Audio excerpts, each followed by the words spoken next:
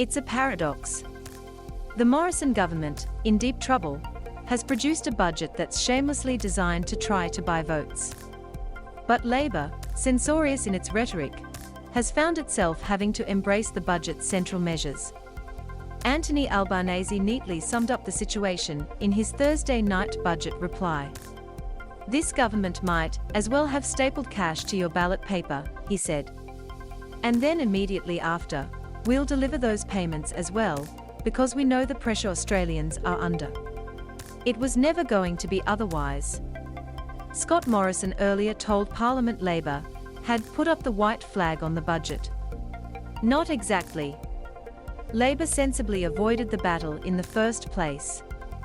Albanese, whose speech was inevitably something of an anticlimax, after the address to Parliament by Ukrainian President Volodymyr Zelensky, chose to make his policy announcement on an issue that concerns very many Australian families: aged care.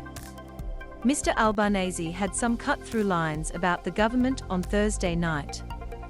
His $2.5 billion four-year plan promises more nurses and carers for facilities and better food for residents. There would be tougher regulation and greater accountability by providers. Albanese reiterated that a Labour government would urge the Fair Work Commission to give the workers in this sector a pay rise. But once again, he did not offer any view on how substantial that should be. The cost to government of any such increase would be in addition to the $2.5 billion. The Morrison government has fallen down on aged care, despite promises and extra funding. Many of the inadequacies go back to the core problem of the workforce, with low pay making it hard to attract and retain enough people, let alone qualified staff. The government has refused to intervene to support a wage rise. Albanese will hit a community nerve with his policy. It is a crucial area where much more must be done. It also fits into the opposition leader's small targets strategy. This was a safe policy. No reasonable person could object to taking the actions being proposed. It would be all good reform, but, in line with the Albanese broad policy approach, renewal not revolution, it was notable he did not choose to use the occasion to strike out with a grand new idea. But why would he take any such risk?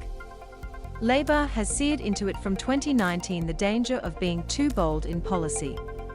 To the extent possible, Albanese wants to let the government stew in its own juice.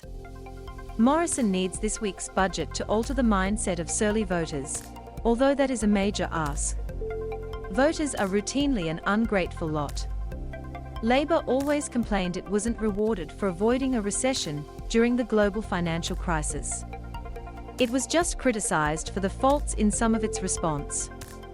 People know they'll get the budget relief on petrol and the government's handouts, whatever way they vote, with some benefit felt before polling day. There's likely to be considerable cynicism from voters. They will recognise what's there for them, but they may just think, that's the least the government can do for me. What, if any, bounce the coalition gets in the polls might be transitory. Given the bipartisanship on the core measures, the billions of dollars in relief may have been politically neutralized. There is the more elusive question of the voters' mood, the electoral vibe. Here again, the benign budget is not necessarily going to shift the sentiment of swinging voters. We used to lament that we had a prime ministerial rotisserie, as parties kept rolling leaders. Partly, of course, that was driven by the public turning against leaders quite quickly, with this reflected in the opinion polls, to which the parties reacted.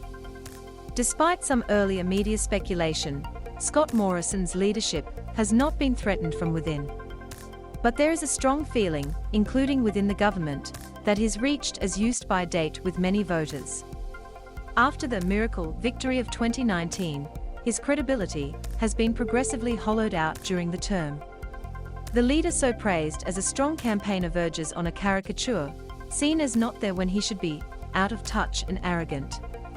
He seems particularly unwelcome in the leafy seats where Liberals are fighting Teal candidates. Albanese on Thursday night had some cut-through lines about the government.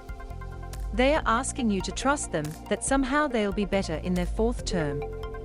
After all the waste and rorts and scandals, Can you imagine how arrogant and dismissive they will be if they enter a second, long decade in office? The importance of NSW Liberal Senator Concetta Fierravanti-Wells' attack this week on Morrison's character was that it reinforced what others, including from the coalition, have said, publicly and privately, about how he has lied and treated people poorly.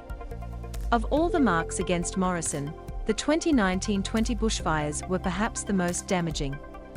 In one sense, Fierravanti-Wells, who has long had grudges against Morrison, was just another voice, and pollsters will tell you people have already made their assessments of Morrison.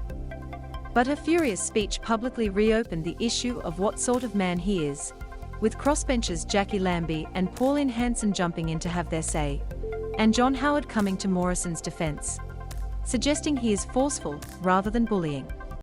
Of all the marks against Morrison, the 2019-20 bushfires were perhaps the most damaging, because they reshaped his image. He was missing in action, and then offered a sort of opt-out excuse.